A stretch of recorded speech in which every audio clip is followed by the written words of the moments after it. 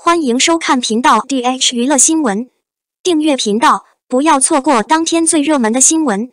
我们今天的时事通讯涵盖以下内容，在这一过程中，你会发现你所做的一切都是在为你自己的利益着想。你是我的朋友，我是你的家人，我是你的朋友。俗话说，有趣的灵魂难得一见，明星也是如此。娱乐圈不乏帅哥，但也有不少男明星是不折不扣的大渣男，辜负了不少好姑娘，最终自食其果。比如男星秦俊杰，他的底牌很好，但却玩物丧志，没有好好珍惜杨紫，反而在爱情最美好的时候与其他女星传出绯闻，最后两人和平分手，令人惋惜。强大的资源结识了杨紫。秦俊杰从小就出生在一个非常优越的家庭环境中，他有一个非常厉害的姐姐叫李月，也是一名演员。在他的推荐下，14岁的秦俊杰就能和一些大牌演员合作，如周润发和周杰伦在《满城尽带黄金甲》中扮演三太子。且不说他的演技，他的资源确实非常令人羡慕，这就注定了秦俊杰今后的演员之路是无比顺利的，很少有大的变化和波折。在拍《满城尽带黄金甲》的时候，周润发对这个14岁的孩子赞不绝口，说他会是一个很好的人才，将来一定会从事表演。后来，秦岚成功地进入了中央戏剧学院。说实话，秦俊杰的演艺之路是比较顺利的，但也不是一点麻烦都没有，在很长一段时间里，他还是一个小透明。但幸运的是，2016年，他拍了一部电视剧《青云志》，从此一炮而红。和他合作的女演员是杨紫。不得不说，杨紫真的很旺男星，基本上哪个演员跟杨紫合作，那个演员最后都会发展得很好。那时候，秦俊杰也不例外。两人在这部剧中搭配得非常好，紧接着又拍了一部电视剧《龙珠传奇之无间道》。这部剧没有什么火花，剧情也不够吸引人，但两人在拍戏过程中交流越来越多，甚至擦出了爱情的火花，最后自然发展成了夫妻关系，在当时非常让人羡慕。相比之下，秦俊杰有些默默无闻，虽然他确实有一些很好的艺术作品，但还是比不上杨紫。但即便如此，杨紫也没有因为两人的身份和地位而产生过什么芥蒂，相反，他们互相支持，共同进步。涉嫌出轨，遗憾分手。但天下没有不爱出轨的猫，男人都是花心的动物，对于有颜值或有资源的男明星来说，更是可以为所欲为。秦俊杰和杨紫的恋情让人羡慕不已，但秦俊杰并没有珍惜，在他事业最辉煌的时候，发生了著名的胡辣汤事件。胡辣汤事件是他和剧组的另一位女演员张雪迎一起喝胡辣汤。这一消息吸引了很多人的注意，秦俊杰和张雪迎受到了铺天盖地的指责和谩骂。两人被指责为有不正常的关系，但双方都出来证明自己的清白，说他们只是关系好，没有发生任何不正常的事情。如果他们的行为不恰当，他们表示道歉。但没有人相信他们的话，人们以各种方式分析他们，得出的结论是，即使他们之间没有发生任何事情，他们也可能已经向前看了。即便如此，杨紫最后还是选择了原谅秦俊杰，她一直为他和张雪迎说话，但两人的爱情或多或少出现了裂痕，毕竟这样的事情是非常负面的，影响也非常大。秦俊杰一时间都对他指指点点，整个人的资源也几乎在一夜之间下降。至于张雪迎，更是受到了攻击。杨紫的死忠粉几乎把张雪迎骂了个遍。虽然杨紫和秦俊杰选择无视外界的质疑，继续做男女朋友，但强扭的瓜不甜。只要他们的关系中存在第三者的痕迹，他们就会一直感到不舒服。一段时间后，两人终于选择和平分手。从此，桥归桥，路归路，再无联系。差距明显，事业不顺。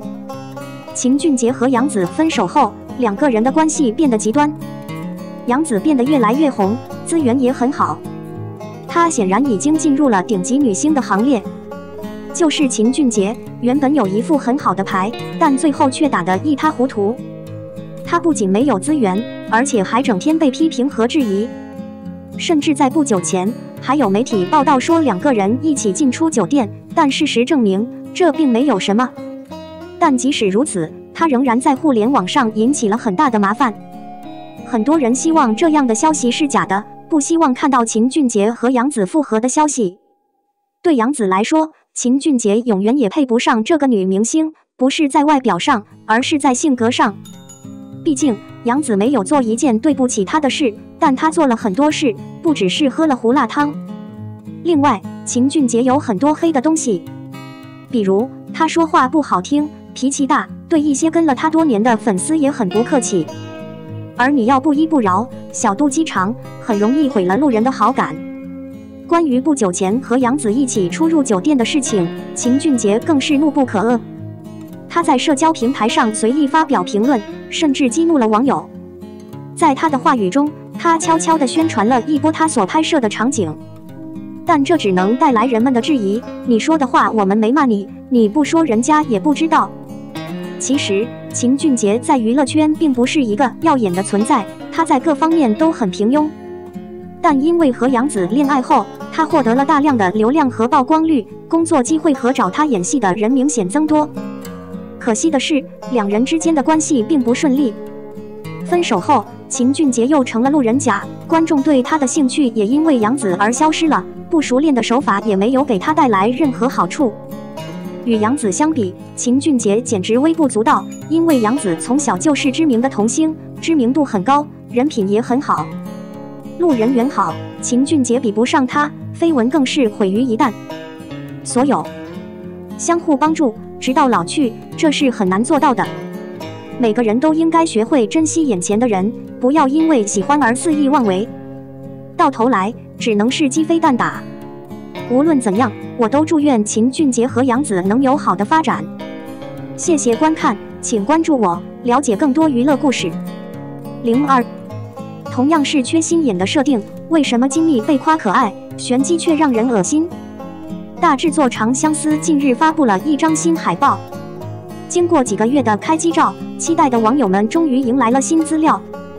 虽然没有剧情预告，但海报中杨紫垄断中心的真实女主角还是让人惊讶。照片中，杨紫一袭白衣，裙摆随风飘动，表情冷漠，仿佛就是书中那个悲情的逍遥。验单之后，杨紫又接了一个足以虐待她身心的角色，这是她继《甜蜜蜜如霜》之后的又一次挑战。有心人、有感知能力的逍遥，为了达到完美的效果，不得不历经磨难。作为近2年仙侠剧的代表人物，金密掀起了一股缺心眼的女主角热潮。2年后，同类型的玄机问世，她的琉璃也获得了巨大成功。2个无意的女人抓住了仙侠迷的心，但有一点不同，2人都是先天要求断情绝爱，都是活泼的女孩子角色。戏播完了，甚至结束了，评论的差距就会那么大。一个是好评如潮，网友直言难以超越，另一个则是被忽悠。这部剧已经完结3年了，有些人还说看不下去了。这种差异从何而来？剧作风格不同，香蜜是快乐的，琉璃是沉重的，是心灵的。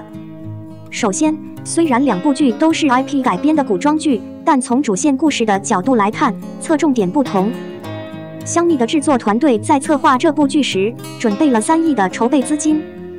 我不想把它拍成一部具有庞大世界观的电视剧，一系列的生死虐恋。